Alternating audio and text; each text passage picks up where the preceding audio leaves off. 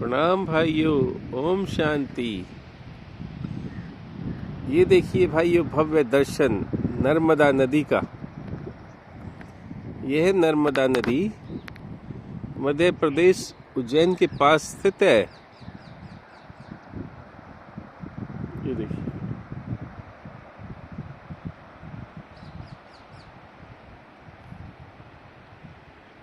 आपने यदि नाम सुना हो ओंकारेश्वर, ये ओंकारेश्वर का स्थान है नदी का। देखिए, हिमालय से ये नदी बहती आ रही है।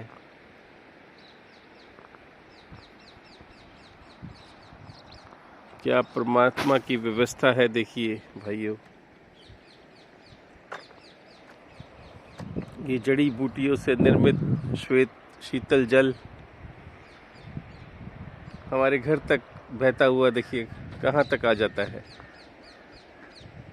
यानी घर घर में परमात्मा व्यवस्थित है जल पहुँचाने के लिए। पूरी व्यवस्था की हुई है परमात्मा ने।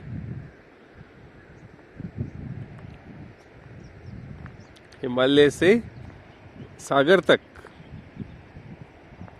वाह परमात्मा, वाह, क्या तेरी लीला है अपरंपार।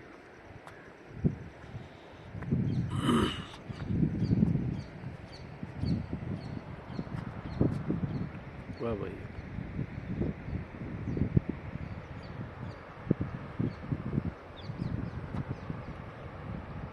इतना दूर देखिए आने पर भी ये जल श्वेत है, शीतल है।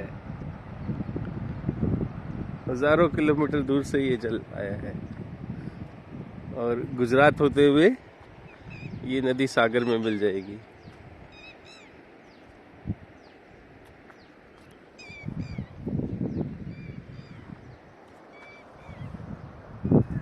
वाह परमात्मा।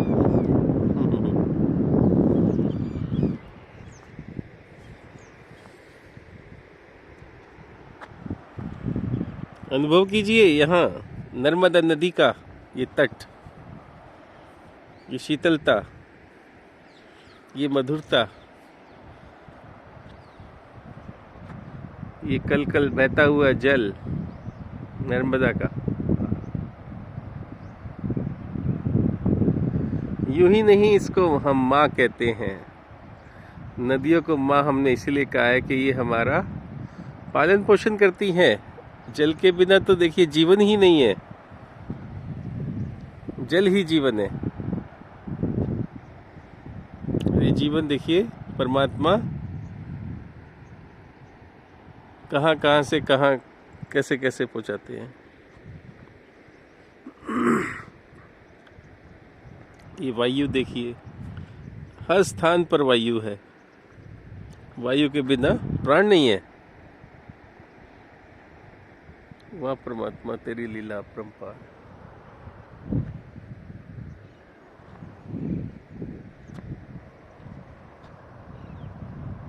और मनुष्य कितना अहंकार करता है कि मैं ये कर सकता हूँ, मैं वो कर सकता हूँ, मैं ये हूँ, मैं वो हूँ। क्या वो जल बना सकता है? क्या वो हवा बना सकता है? क्या प्राण दे सकता है? बताइए, कुछ भी तो नहीं।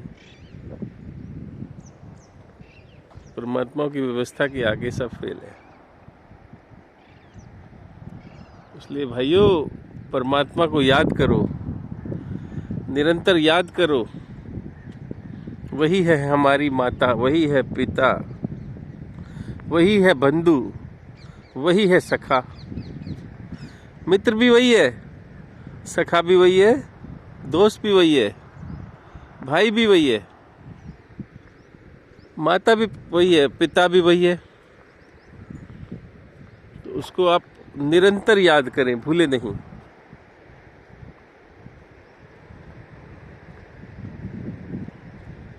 तो भाइयों, मैं यही कहना चाहता हूँ, नर्मदा नदी के तट पर खड़े होकर कि परमात्मा को जाने, अच्छे से जाने। फिर देखना आपके जीवन में कितना आनंद भर आएगा। आप आनंदित हो जाएंगे। आप हैप्पी हो जाएंगे, खुश हो जाएंगे। परमात्मा की खुशी ऐसी है, यदि एक बार आ जाए आपके जीवन में तो वो कभी नहीं जाती है, क्योंकि परमात्मा का आनंद अनंत है। वो आपको मोक्ष दिला देता है, वो जीवन मुक्ति दिला देता है। आप मुक्त हो जाते हैं इस मायावी संसार से, बस उसका एक बार आनंद मिल जाए। ये सारे आनंद उसके आगे फेल है जो हमें ये भौतिक तत्वों से मिलते हैं। संसारिक तत्वों से जो आनंद प्राप्त होता है, खाने में, पीने में, घूमने में, ये सब क्षण भर के आनंद है। यदि आपने परमात्मा के दर्शन कर लिए और उससे जो आपको आनंद मिला, वो जीवन पार कर देगा आपका। जीवन भर एक पल भी नहीं उस आनंद को भूल पाएंगे और आनंदित रहेंगे। दुनिया में गहरे से गहरा दुख क्यों ना आ जाए आपके पास, मगर उसका आनंद, वो दुख लगने नहीं देगा। आपको पता नहीं लगेगा कि कोई दुख आया है। आप हर समय आनंदित और खुश रहेंगे। कोई ऐसा शख्स नहीं है जो आपको उदास कर दे। आप खुश ही खुश रहेंगे, चिंता मुक्त रहेंगे, कोई कमी नहीं होगी आपके पास, क्योंकि आपकी इच्छा ही सीमित होगी। जो ज़्यादा इच्छाएं करते हैं वो तो बहुत गरीब होते हैं, मुझे ये मिल जाए, मुझे वो मिल जाए। तो आपके जीवन में संतुष्टि आ जाएगी, संतोष आ जाएगा। कैसे? परमात्मा को पाने से, परमात्मा के साक्षात्कार से आपको परमात्मा का आनंद प्राप्त होगा। जी भाई, रियली मैं सच कहता हूँ। आप ट्राई कीजिए एक बार, परमात्मा के दर्शन करने की कोशिश कीजिए, ध्यान लगाइए, समाधि लगाइए। एक बार यदि आपकी समाधि लग गई, फिर देखना आपका जीवन कैसे बदलता है भाइयों। मैं सच कहता हूँ, ट्राई कीजिए।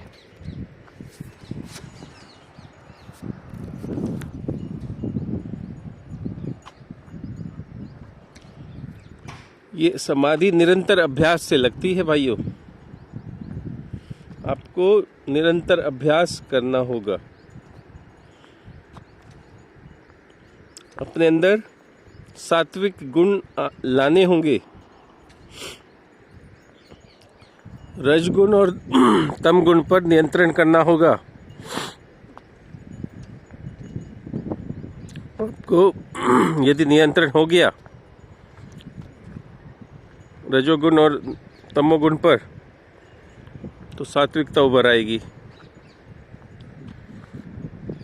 आपके अंदर यदि सात्विकता आ गई अच्छे से और आप निरंतर ध्यान लगाते रहे, तो एक दिन देखना भाइयों, आपकी लॉटरी लग जाएगी, करोड़ों की, यानी खरबों की, अरबों की। यानी आपको अनंत सुख प्राप्त हो जाएगा। वो सुख ऐसा है जो आप पैसे से भी नहीं खरीद सकते, जो अनमोल है। वो अमर तत्व आपको मिल जाएगा, मैं सच कहता हूँ। आप ट्राई कीजिए आज ही से, अभी से परमात्मा की खोज कीजिए। नाम में ना फंसिए, रूप में ना फंसिए, शक्ल सूरत में ना फंसिए, चित्रों में ना फंसिए, विचित्र को जानिए। परमात्मा विचित्र है, इन पंच तत्वों से परे है, यानी कि इस प्रकृति से परे है। प्रकृति से परे यदि आप ध्यान लगाते हैं तो आपको अव्यक्त परमात्मा आपको दर्शन देते हैं। आपको आत्मा, परमात्मा, प्रकृति तीनों के दर्शन होते हैं एक ही दर्शन में। आप कोशिश कीजिए, अभ्यास कीजिए। मैं सच कहता हूँ भाइयों, आप समाधि लगाइए, सम को धारण कीजिए, सत्यता लाए अपने अंदर। देखना परमात्मा तो आपसे एक पल भी दूर नहीं है, आपके सामने है, बस आप ही नहीं देख पा रहे हैं। वो तो आपको निरंतर देख रहा है, हर पल आपको देख रहा है, आप ही महसूस नहीं कर पा रहे। हर क्षण वो आपको देख रहा है, सुन रहा है। तो मैं यही कहता हूँ भाइयों, ध्यान लगाइए, धारणा लगाइए, परमात्मा तो आपके दिल में है। परमात्मा को जानिए, उसकी सत्ता को जानिए।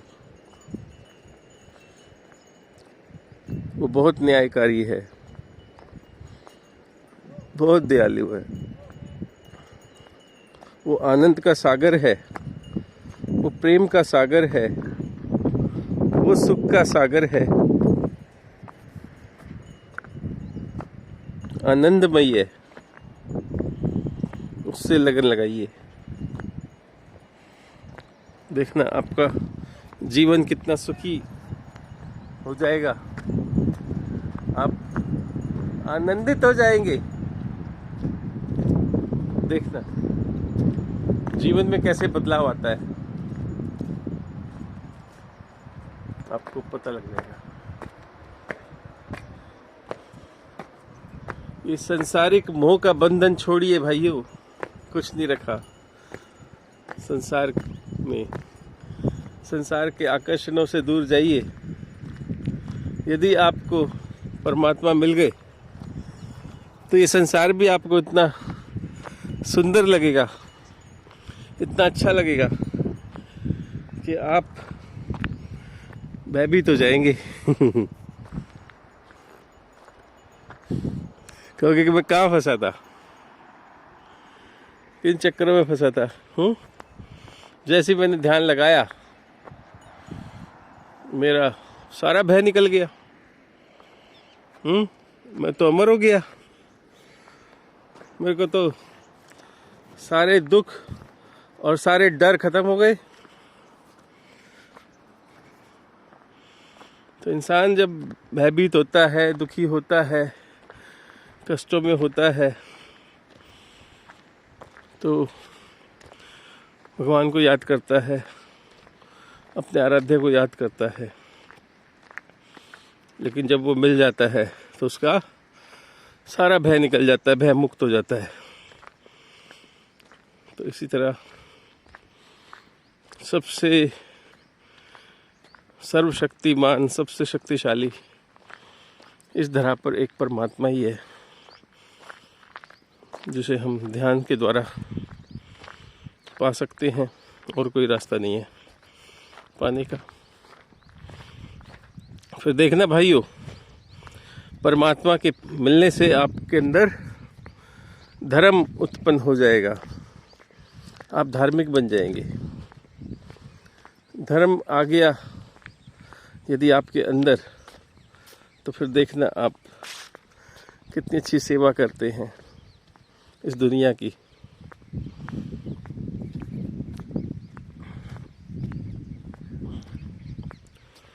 और दुनिया आपका कैसे नाम लेती है, कैसे आपको प्रेम देती है, प्यार देती है, प्यार लेती है, आपको सर माथे पे बिठाती है।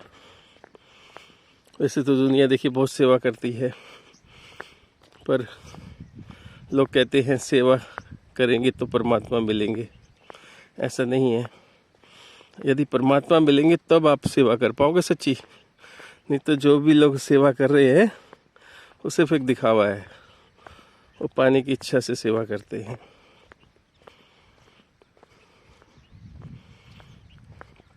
कहते हैं सेवा परमो धर्म।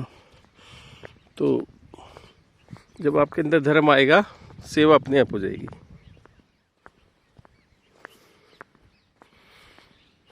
ये देखिए भाई, हमारा आश्रम है नर्मदा नदी के पास।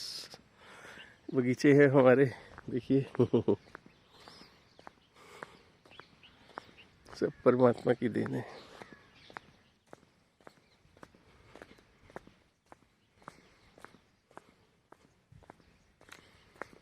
खुश रहिए भैया, थैंक यू।